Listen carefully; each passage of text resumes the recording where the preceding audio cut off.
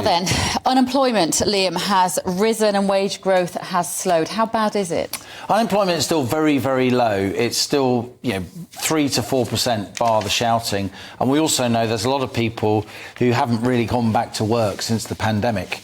There's this kind of crisis of joblessness, of worklessness here in the UK. That's one reason why I've been calling for the personal allowance taxation to be raised, to take more people out of tax. So when they start work, they keep, low-wage jobs and they don't get taxed. But I wanted to focus on the wage numbers. And the reason is because we've got an interest rate decision next week by the Bank of England, and a lot of people will be interested in that. Interest rates have stayed at 5.25% since last August. There's a sense that the next move is going to be down. I agree with that, but we don't know when that move is going to happen. Massive implications for not just people's personal finances, personal loans, mortgages, but also politics. Oh, sure. Are the Tories going to get 1, 2, 3 interest rate cuts in? The Bank of England doing them a favour before an election. 1, 2, 3 tax rises, tax cuts, had some in January, more coming in April, maybe another fiscal event.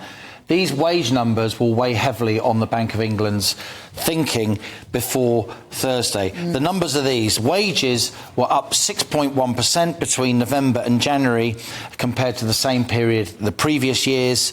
That's the slowest rise in wages since October 2022. So less inflationary wage rises, the Bank of England's more likely to feel it's safe to cut rates now because we've got arms around inflation. But real pay, if you take into account inflation, rose 2% in the same period, November to January, compared to the same period the previous years. And guess what? That's the fastest rise in real wages since September 2021. So to recap, I'm confused too. I'm not really. I'm just pretending to be confused. Bear with me. Strap yourself in. So the wage number, the actual number in pounds, has gone up by the slowest rate since October 2022. But because inflation has come down a lot, wages after inflation, real wages, they've actually gone up faster than they have since September 2021.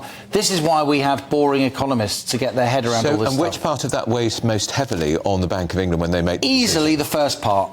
Easily the first part. The headline, what we call nominal wage number, that's what they'll see as inflationary, because that is what adds to the number in pounds and pence. So for the Tories, that's if you're hoping for an interest rate cut, if you've got a credit card debt or a mortgage, that's encouraging.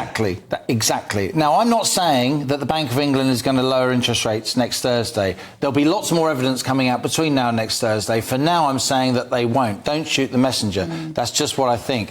Why do I think that? Because a lot of people in financial markets now feel that even though inflation's come down a lot, it's at 4%, it was up at 11% in the autumn of 2022, remember?